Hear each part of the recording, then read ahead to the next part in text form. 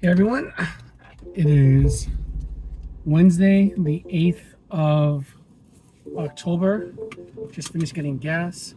I'm headed to a listing appointment for a presentation, more like a conversation. This has been a interesting individual. It's a condo. At the time of recording, this is October 2025. All the issues with the Florida cotton market are still, you know, are still there. But I've decided to stop being such, I don't know if the word is stop or afraid to have a conversation about condos. Um, the reason being is because condos are still selling. At this individual's price point, it's a bit of it's a toss up. Um, but I'm also interested because of my curiosity. Maybe I'm a masochist. The person I'm going to meet today is a really nice gentleman. He's Greek. He has been on the market, I think, 5 times in 2 years. He currently just expired after 90 days, but he has a total days on market of about 235, so it's about 7, almost 8 months. And my approach, I've done, the pricing analysis, I've done all that stuff. But, I'm going actually into this listing presentation a little bit differently. I'm taking it 100% as a consultative conversation.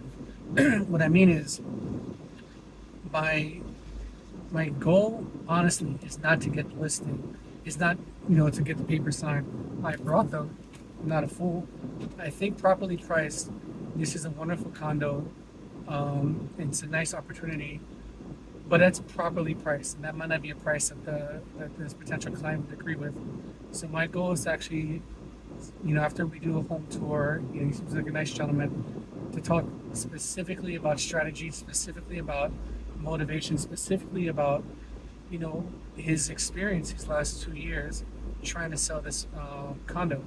For context, it's a 10-story condo, and from what I'm guessing, is that he seems to be selling, in my mind, he hasn't stated this, we haven't had this conversation in person yet, but I think he's selling it because of the rising costs. Those are well understood and well known in the Florida market. But when I was doing my research on his specific building, the last 5 transactions over the last 2 years, since he initially went on the market, the first one was a foreclosure, so it's an outlier, but the stated HOA fee or condo association fee was closer to like 575, and that was about 18 months ago. The condo fees on his expired listing state that they're around 955, and the condo fees like HOAs always go up. So, going from 500 to almost 1,000 in the span of 2 years is dramatic. It's especially when you consider that, the average two-bedroom condo, one-bedroom condo, was billed as like a retirement solution. Live on the water, have your amenities and your necessities taken care of. I mean, there's the typical amenities. There's a pool. There's an oceanfront. There's a fitness center. There's one-car garage space, etc. But the rising costs in just those 2 years, you know, that's an increase. If I'm doing my math right, of at least, you know, in the 2 years, well over $10,000 in just new condo fees that he's experiencing, which tells me that there's large assessments coming, which tells me he's definitely a serious and motivated seller. However, there is some disconnect. The research on the property, he bought the condo for well under 300,000 about 7 years ago, but he seems to be stuck at a price. I don't know if it's because he's got to fund his retirement, he's got to find a new place. At the time when he purchased the property, it mentioned that he was married. However, there's no other person on any of the documents I've been able to research. I don't know if he's a widower or a divorcee, but my goal is to actually have a strictly consultative conversation about Mr. Seller. Why are we here? Why have you? What has been your experience selling the property, trying to sell the property? Why have you run through agents? This is like, I'll be the baker's dozen. I'll be the fifth or sixth agent. I can tell that you really want to sell, but there's a disconnect between either the people you've selected, how you've selected them, or the advice that they've given you, and your reticence to accept their advice. if they gave a good advice. I'm still in the bias where I think every agent is really good, every agent is really qualified, every agent knows what they're talking about. Even though every day I'm surprised by the opposite.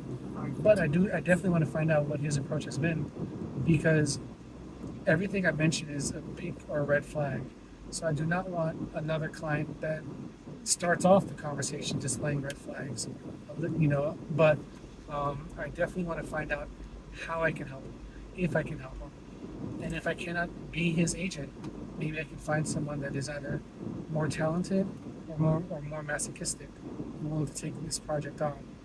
But it's weird because, this is kind of the attitude you should have in any listing. You should definitely want it. You shouldn't necessarily go on a listing appointment not hoping to get the listing or not wanting, but more so not caring if you don't. You do all the work you're supposed to do beforehand. I pre-fill the documents that I wanted to sign if he decides to go with me. I've put in my fee, all the things like my cancellation fee, my commission rate, etc. Those for me are non-negotiables, especially given the condition that I might be walking myself into. The only thing that I left there is the price, because my goal would be to list this property not here in the first week of October, because then that just adds to the days on the market, but the first or second Thursday of December, so well over 60 days from now. In my MLS, 60 calendar days resets the listing, so you'll have the best opportunity to be given fresh eyes by buyers that are motivated for either maybe end of the year taxes, maybe bonuses that they received from their employment or whatever. But listing it immediately is just going to put him in a position where he's going to need to chase the market down. And I think we can reset it if we're just priced appropriately, priced more aggressively. I'm thinking about 50 to 70,000 below, just because of what's selling currently in his square footage, in his condo building, and the surrounding condos. The prices are just well below where he's at. But if he's willing to wait, come on the market after 60 days, I think we're in a strong place to position the property as the obvious choice for potential buyers. And if he doesn't want to, oh well, I got another listing appointment. I got some practice out of it. I hopefully made a nice professional colleague. Maybe he'll give me some referrals. Maybe he won't. But I'll head home, get some food, and see what else Netflix and Hulu have to offer for tonight. Yeah. So, wish me luck. I'll probably do a little bit of a video afterwards just to say, thumbs up, thumbs down, or patience. Because he might be interviewing other agents, I do not know. So, find out. Talk to you guys later.